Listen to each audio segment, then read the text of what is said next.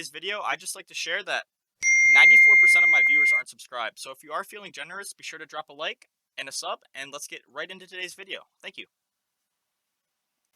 Howdy, I'm Daxio, and this is Plugged In News. And in today's pin update, we have the Taliban thank America for $64 million as part of $1.2 billion international aid package, as well as Health Ministry Chief says coronavirus spread reaching record heights in Israel.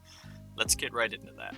And for the first story today, this is coming from the dailymail.com by Jack Newman, and it is the Taliban thank America for $64 million as part of $1.2 billion international aid package. But says the U.S. should have a heart as it pleads for more. Let's get right into it. And it goes on to read, the Taliban has thanked the world for pledging more than $1 billion in emergency aid to Afghanistan and urged the U.S. to show heart by donating more. Amir Khan Muttaqi, the regime's acting foreign minister, told a press conference the hardline Islamist group would spend donor money wisely and use it to alleviate poverty. He was speaking a day after the United Nations said a total of $1.2 billion in aid had been pledged to Afghanistan, $64 million of which came from the U.S.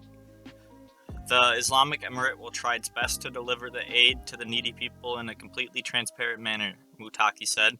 He also asked Washington to show appreciation for the Taliban, allowing the U.S. to complete a troop withdrawal and evacuation of more than 120,000 people last month. America is a big country. They need to have a big heart. I'm pretty sure we do have a heart fighting for your people against you guys, because the Taliban were attacking the Afghani people and Americans. But again, we were in their country, so that's another reason why they were attacking Americans. But again, they have no right to attack Afghani people, in my opinion. And didn't we just give Afghanistan a whole bunch of military equipment? And now we're just sending them more money? What? Can you guys not see through the Biden's disguise? And you guys say Biden or Trump colluded with Russia. Biden colluding with Afghanistan and China. Right here. Anyways. For the next story today, this is pretty interesting because despite Israel being the most vaccinated, or third vaccine dose country, Health Ministry Chief says coronavirus spread reaching record heights. Despite having nearly the most vaccinated people in the world, highest percentage-wise, as well as highest percentage-wise of 3-dose vaccine people.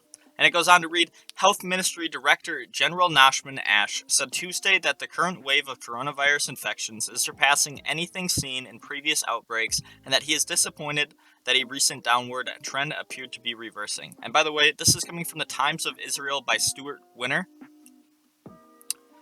And it continues on to read, pointing out that there's an average of 8,000 new infections each day, with occasional peaks over 10,000. He said that is a record that did not exist in previous waves, including the massive third wave at the end of last year.